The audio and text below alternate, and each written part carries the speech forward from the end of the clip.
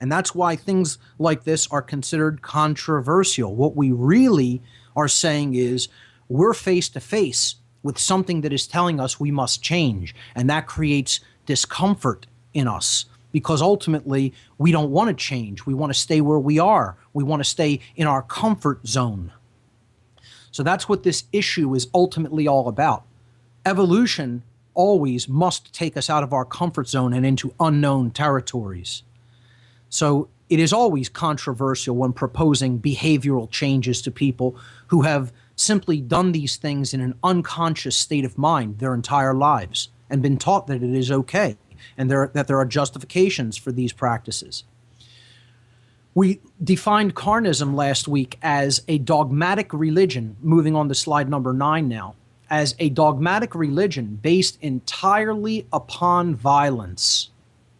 Based entirely upon violence.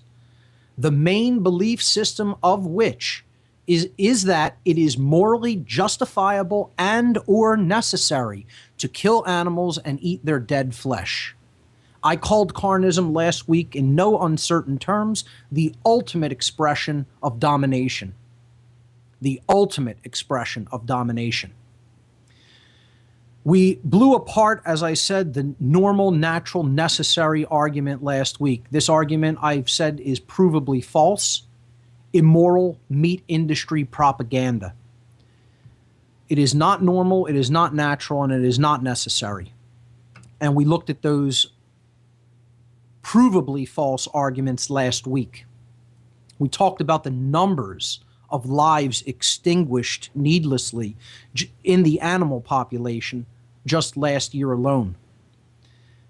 10 billion land animals in 2011 alone slaughtered for their flesh.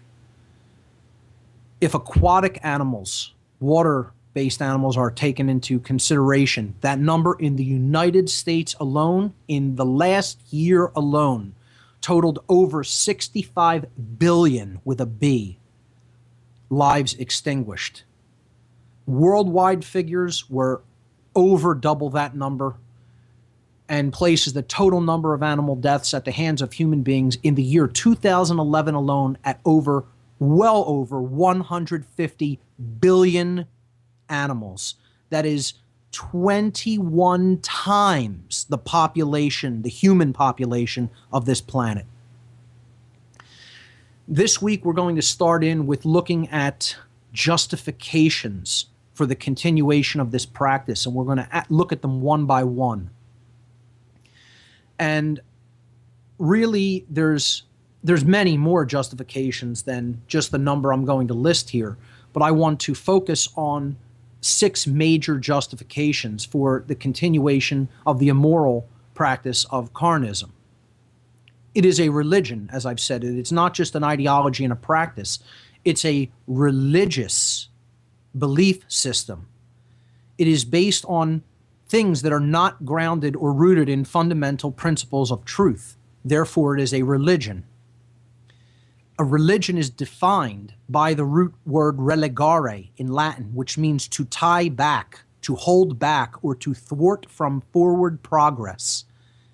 That is what the word religare means, to thwart from forward progress by tying or binding. Religion is binding. We've talked about this before on the show. Religion can also have an alternative meaning of reuniting or reconnecting to something, and that something being truth, being the universal spiritual laws of creation, the universal laws of consciousness, if you will. And that's what we need to retie ourselves to, reconnect ourselves to, reunite ourselves with. That is true religion. But in the sense of religion being used in this world, organized religion and false ideological belief systems, religion is a binding practice that holds us back, that thwarts us from forward evolutionary progress in consciousness. So that is the sense I'm using the word religion in, the connotation I'm using it in. And we talked about what justifications are.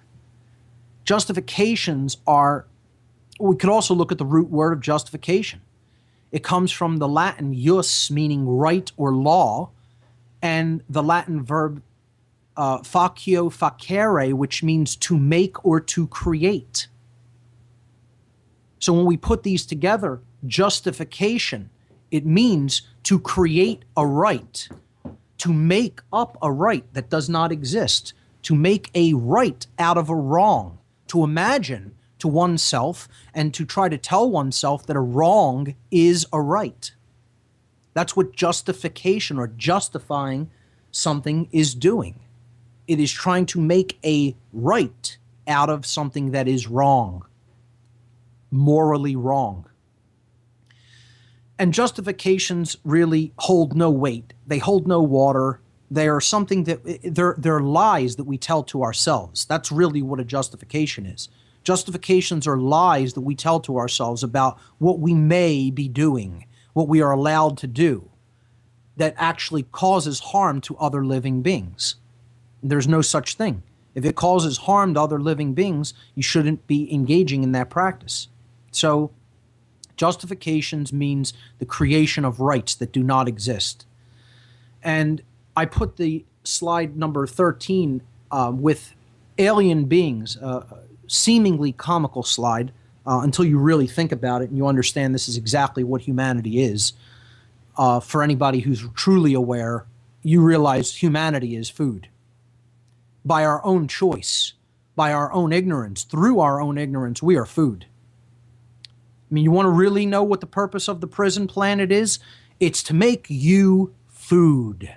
That's what the purpose of it is. In very simple, easy to understand language, if you want to really know what the end goal is, it's you being eaten. And you can look at that in physical terms if you really want to look at it that way. I have no problem with you even looking at it that way. But you're being spiritually devoured. The essence of you is being devoured by the dark forces that currently are in control of this planet. And you're being used as a fuel source for them. You're being eaten by them, by those forces, by those entities, if you will. So this is an ostensibly comical piece of social commentary here in slide number 13. But if you want my opinion, it's literally true. It's quite literally the case. And these aliens have a human being on their dinner table with an apple stuffed in his mouth and all trimmings around him like a Thanksgiving dinner, like a turkey on a table during a Thanksgiving dinner. And they're all making individual justifications. The 6 aliens who are seated around the dinner table, around the dead human being, are all making justifications for why they feel that it's okay for them to continue the practice of slaughtering human beings and using them as their food. So we'll cover these one by one, and I'll talk about what these arguments really are. These justifications for carnism, which I list on slide number 15. Slide number 14 is simply the etymological definition of justification. So, slide 15 shows these justifications for the practice of carnism. And the first is what I call the apathy and ignorance justification. The we don't really care about them. They're them, we're us. We don't care about what happens to them. We can't care about what happens to them. We have too many other concerns, don't you know? You know, after all, they have nothing to do with us. They're different and separate from us. What happens to them is their own lot in life. We got to worry about what happens to us. The apathy, I don't care about their suffering, and ignorance, if I don't pay attention to it or look at it, it doesn't really affect me. The ignorance justification, I should call it, and start using that inflection when using that word. Ignorance, because that's what it really is it's ignoring the injustice. It's ignoring the suffering. The quote that backs this justification up is, we have our own problems. We don't have time to worry about whether they suffer or not. So that's the apathy and ignorance justification. And if you want to remain apathetic and ignorant, you know what invariably ends up happening. Enslavement. You can't have freedom without care and intelligence. And if you want to ignore things, you don't want to pay attention, you don't want to acknowledge and admit to what's really going on, you're going to end up enslaved. If you don't care, you're going to end up enslaved. If you want to remain apathetic, you're going to end up enslaved. That's how the laws of nature actually do work. The second argument, oh, they kill other animals for food. Why shouldn't we do the same? Well, we see this happening in quote unquote nature. You know, we see animals being carnivores and killing other animals for their food. Why shouldn't we do the same? Why shouldn't we just act as other beasts of the field? It seems like that's the natural order, right? Well, I call this the fundamentally flawed idea of the quote-unquote natural order justification. This involves an erroneous perception of what nature's laws actually are. And it's based on Darwinian evolutionary theory, Darwinian macrobiological evolutionary theory, which there is no scientific evidence to support. And people will horrifically react to that statement. But go look in the actual fossil record and look at all of the mental gymnastics that is done to prop up this theory of macrobiological Darwinian evolution. Darwin himself didn't believe in this theory with the religious fervor that people of the modern world accepted. He said that there would have to be ample, provable scientific evidence within the fossil record over many species of transitional species. And you want to know how many of those actually have been found in the fossil record? Exactly a big goose egg. 0. So for the people that just take a look at a practice that an animal happens to be engaging in right now during its evolutionary development, we say that's the way it forever has been, is now, and forever shall be for all time. And actually believe Darwin's theory, this idea of survival of the fittest and survival of the most ruthless, just because we see certain animals engaging in those carnivorous practices today in the modern world, which I've made statements in the past that I do not even necessarily believe that it has always been that way, that animals always were carnivorous in the way that they are today, just because we see them engaged in certain behaviors and practices today. And certainly there is no reason we need to follow an example like that, because we are a higher thought capable being than the animals we're referring to. Just because they're doing it doesn't mean you should follow suit and go and behave like an animal. You're supposedly something a little bit more in consciousness, in evolutionary terms in consciousness, than a base animal. At least we're supposed to be. This idea that man is nothing more than an animal is one of the root ideologies of Satanism. One of the root ideologies of Satanism is man is absolutely indistinct from other animals, completely. And therefore, go ahead and just engage in animal behavior. And if you don't believe me, go look that up. I should know. I was a priest in this religion in my past, so I should know all about it. Better than most people, right? But don't even take my word for it. Go read about it for yourself. Those podcasts were all posted in the 70s in What on Earth is Happening former podcasts. Go back in the early 70s, I believe. Listen to the shows I did on Satanism and dark Luciferianism. Read those resources. Understand that their mental worldview and ideologies. And that's one of them, that the natural order is kill or be killed, slaughter who you have to slaughter to get your way and to, ensure your way of life. I call this the fundamentally flawed idea of the natural order, which has nothing to do with the actual natural order in nature. 0 to do with it.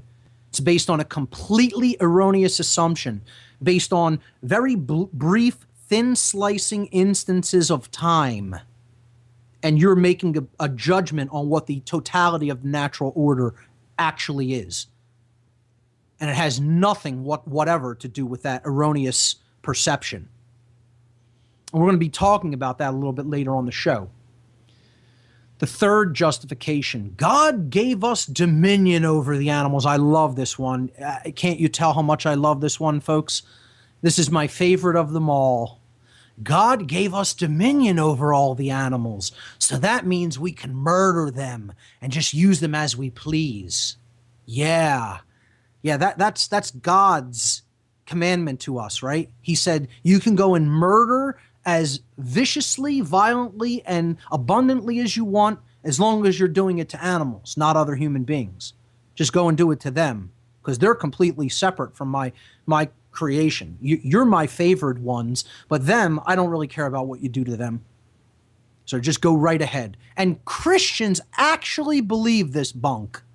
They actually interpret the Bible in a way that allows for their immoral justifications and their diseased psyches to say, I'm just going to continue this because I interpret that God claimed that this was okay.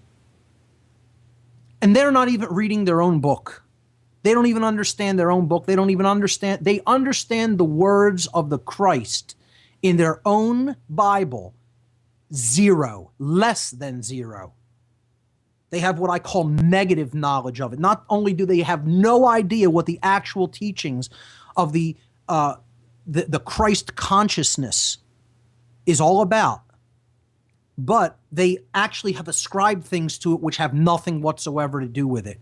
And to get back to a 0 point, to a clean slate, would involve themselves digging themselves out of a hole for a long time.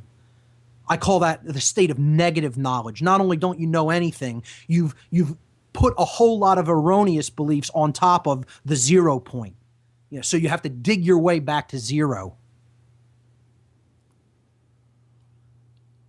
Just read the book of Genesis, first of all, if you want to even acknowledge this whole notion of, the Bible says, to engage in this kind of practice or not engage in this kind of practice. I think that's a horrible way of judging what's right and wrong. First of all, is that men wrote it in a book and claimed that it was the inspired word of God, and therefore I'm going to just follow that blindly.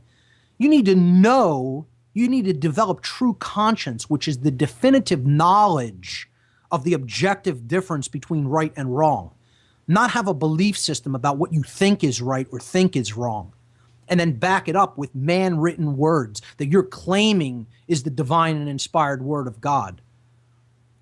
Let me tell you something. The Bible is written by flawed men for the reasons of their own agenda.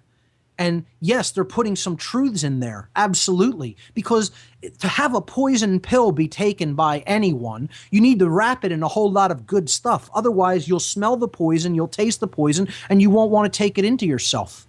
That's how that technique of obfuscation works. That's how that technique of worldview poisoning works. To get the poison in, you have to wrap it up in something that is very good. And I'm not saying that that's always the case, but with the biblical writings and the specific choice of the canon of the Bible and deliberately obfuscating and eliminating and keeping out of the official canon other books that could be said to be as equally quote unquote divinely inspired. This done during Constantine's reign, the Council of Nicaea. Do the historical research.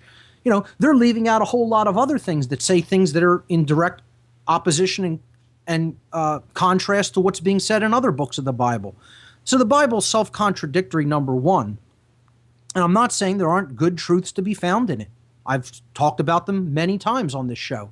But, let's just give a quote from Genesis that supports the idea that God did no such thing as his claim to give us dominion over the animal kingdom and say we could just use them as our food as we see fit. In Genesis chapter 1, verses 29 and 30, and this is before the fall, in consciousness, before this horrific event took place that plunged man into the mindset of the animal kingdom, really, that led to a diminution in his consciousness and awareness. The words of God are attributed to this following quote, I give you every seed-bearing plant on the face of the whole earth, and every tree that has fruit with seed in it. Let me just read that again. I give you every seed-bearing plant on the face of the whole earth and every tree that has fruit with seed in it. They will be yours for food. So far, no mention of animals being given to people for food. And to all the beasts of the earth, and birds of the air, and all the creatures that move on the ground, in other words, everything that has the breath of life in it, I give every green plant for food. I'll read that again. To all the beasts of the earth and birds of the air and creatures that move on the ground, everything that has the breath of life in it, I give every green plant for food. No mention of other animals, even to the other animals. No mention of humans eating other animals or even animals eating other animals for that matter. Zero mention of those practices. So I would ask the quote unquote religious people, they're really nothing of the kind. They're the false religious people. That's why I call this the false religion justification, who don't consider suffering as the main guiding point to bring you to the truth of what actions you should or should not take. If it's generating suffering, you shouldn't be doing it. And I have no problem with the terms you should or you should not. That's part of the New Age bunk agenda to tell you should never point a finger at anyone else and say you're engaging in something that you should not be. Because why? Oh, that wounds their little precious ego? So you don't want to say anything about it ever? Nonsense. That's another false religion called the New Age movement. Never ever talk about the negative or threaten someone else's belief system. Oh, because the ego reacts, right? Well, you know what? Maybe that's the whole problem. Maybe people aren't speaking enough about the truth and about what's right. And then other people just think, there's hardly any reaction to this. There's hardly any blowback to this. So I'm just going to continue this practice unabated. No one's really calling me out on it. That's the problem, folks. We don't call each other out on our bullshit. That's the problem. This New Age notion of just letting people do all the harm that they want, never say anything to them, never bring up the negative, never call somebody on the things they should not be doing is nonsense. Nonsense. And anybody teaching that is a false spiritual teacher. So I call this argument the false religion justification, because it's coming from these completely erroneous notions of religion and even what their own books have told them. And yeah, you can find contrary things to the quote I just read you out of Genesis. Fine, you're going to find contradiction in the Bible. Want to know why? It's a man-written book. Again, to justify human agendas. And they put a lot of spiritual truths in it so that people would accept it, but also in doing so accept the other stuff that they were throwing in the mix. And if you don't understand that that's what the Bible is, you're very, very naive. Very naive. Or just trapped in that modality of mind control called religion, which we talked about. And you don't even understand the astrotheological underpinnings of world religions. Go back into the earlier shows and pull up the podcasts on astrotheology to look that up, to understand that. So the next argument, the next justification in favor of carnism. Don't worry, this one was killed humanely. Let's think about that. Just think about these words. Killed humanely. I can't figure this one out. Let's try it again. Killed humanely. Yeah. These are complete antitheses of each other. They're diametric opposites. Treating someone humanely does not involve killing them. So these are polar opposite words, and yet you're using them back to back in the same sentence, trying to get them to mean the same thing. I call this, it's not what I call it, it's Orwellian doublespeak. So this is the 1984 doublespeak justification. You could put two diametrically opposing words together and then in your cognitive dissonance attempt to get them to mean the same thing. Killed humanely. Right. Keep believing that, folks. Keep believing that. Because killing is a humane practice. It can be done in a humane way, right? You're taking someone else's life without their consent, but you could do it in a humane way. Keep believing that. Keep lying to yourself, in other words. The next justification is I call this the separation worldview justification. The idea that we're all separate and opposite, and opposing in nature. And, there are beings that think like us, so then we should treat them like we are, like we want to be treated. But anything that's not like us, this is alien or foreign to us. Well, we should treat that with disregard, or that gives us the permission to treat it with disregard. Not necessarily that we should, but if you happen to start treating it with disregard, well, that's okay, because they're not like us. They're not the same as us. The phrase here is they're not conscious or aware like us, so it's okay to kill them for food. And then people will bring the opposite of this argument in as actually, I've heard this brought up as a justification for continuing to eat meat, saying, well, you eat plants. Plants are a form of life. And we're going to directly address this today. This notion of, well, since plants are a form of life, it's equally as wrong to consume them and make them a part of your diet. And people will actually use that justification and say, well, hey, if you're going to eat plants and it's wrong to eat them, why not just go right ahead and eat animals anyway? And there's no real difference.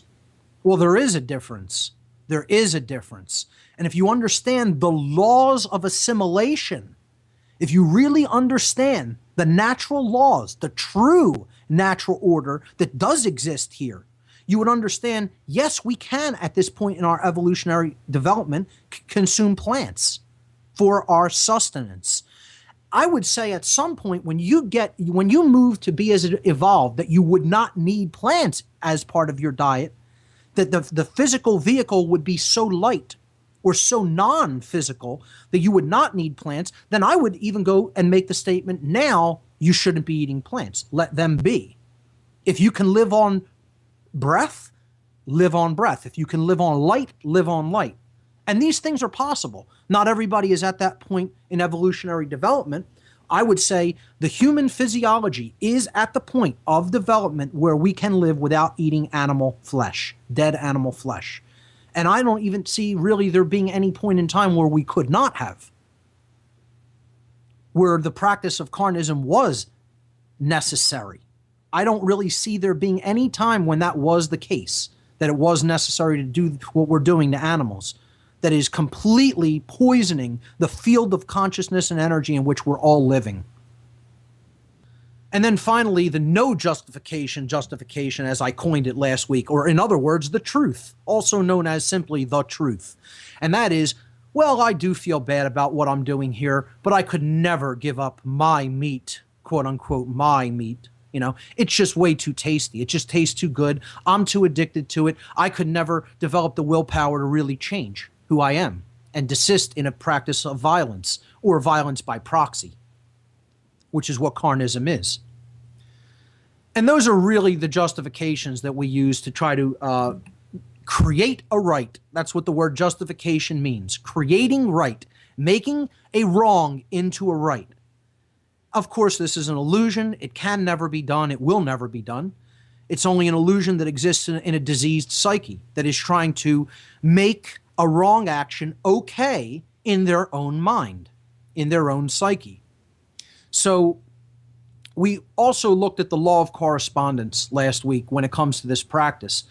And the law of correspondence simply states that that which is above is like to that which is below. That which is below is like to that which is above. Or in other words, the universe is self-similar across all scales, across all sizes, and I would suggest modalities of behavior. It is also self-similar. Meaning if we continue to create chaos, chaos is going to be generated for us by something that is above us in the real, quote, the real natural order. Okay?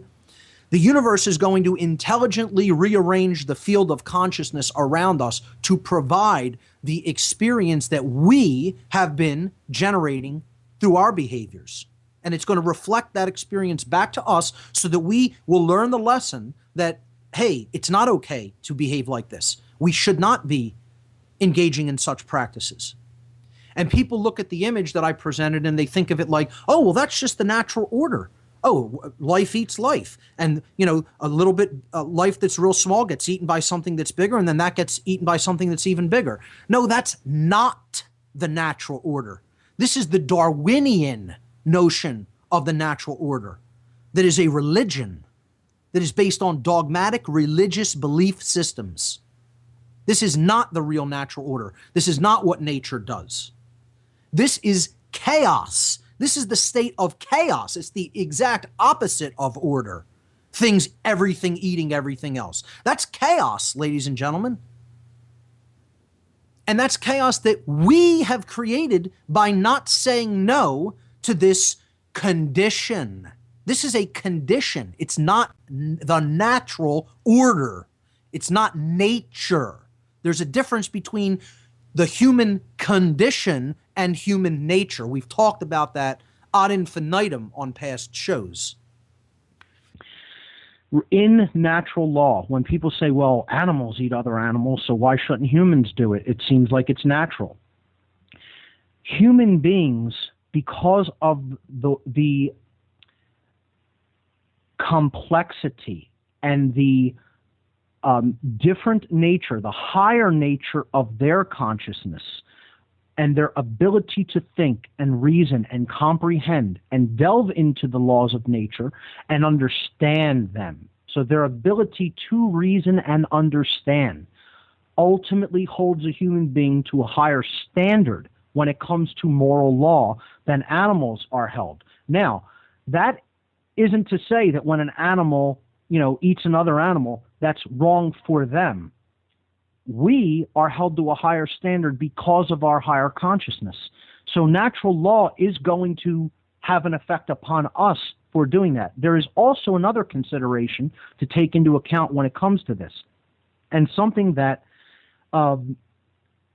has been hinted at in ancient writings, that it is very possible that perhaps even in the quite ancient past, or maybe even not in the so distant ancient past, but in the near ancient past, that this even was not always the case for animals. People believe in this linear progression, that species cannot fall from a place that they once were, from a higher place they once were. We have this erroneous notion through archaeology and anthropology and other sciences who haven't really seen the full picture in scope about how cycles of time work, okay? And people think we're moving in a linear progression from less advanced to more advanced, and nothing could be further from the truth. We have seen higher places of our civilization, we have seen lower, and time moves in cyclical progressions that are not, we're not bound to those cycles, but they are tendencies, and our choices will ultimately determine what we experience as a result of those tendencies and how we react to those ebbs and flows in time, of those cycles of time. There is a high degree of probability and a lot of evidence through some ancient records that animals were not even always at the base level of consciousness that they were at, and perhaps did not engage in the types of practices that they engage in what we call the natural kingdom, at some past moment in time. So animals may not even have always been like this. We're looking at their current condition and just accepting the notion just because we see it like this, and for as long as we've been paying attention or keeping records in the modern world, believe it has always been like this, and therefore that is how it always should be. Again, this directly relates with worldview. What you believe we are or are capable of becoming. And I talked about one of the defenses for carnism, or justifications for it, as the we are argument. And you'll hear people saying this all the time. We are hunter-gatherers. That's what human beings are. No, that's a condition that human beings were experiencing, and actually really even aren't experiencing that except in isolated pockets of the world today. We are not anything. We can be what we want to create ourselves into. Other than the makers of right and wrong, we can basically be anything we want. That's not, man cannot ever make that. But man can evolve and not be bound to certain practices or ways of being in the world that he may have once bound himself into, or environmental conditions may have temporarily bound him to engage in. We are not anything. That's the whole thing to keep in mind here. That's the worldview. If you're stuck in the worldview that the current condition is eternal, you might as well hang up your hat now and walk out and give up. And why bother saying a word, talking to anybody, trying to affect any change? Accept your situation, because right now you're a prisoner. So could we say human beings are prisoners and that's just eternal and you must accept that and be like that forever? No, it's ridiculous. It's nonsense. You have a choice. Choice is what's keeping us in the prison of our own design, of our own making. We can choose something different if enough of us want it. The same is true when it comes to what we call nature. What most people are calling human nature has nothing whatsoever to do with what the real essence of humanity is. It's the current condition that they are attached to and identified with and think can never be changed. They think that it just always was, is now, always will be, and it has to be accepted. And that is a poisoned worldview, attitude, and way of looking at the world. So I don't even look at it as animals have always been like this. I think animals were once at a higher level of consciousness and didn't do this to each other. How about that?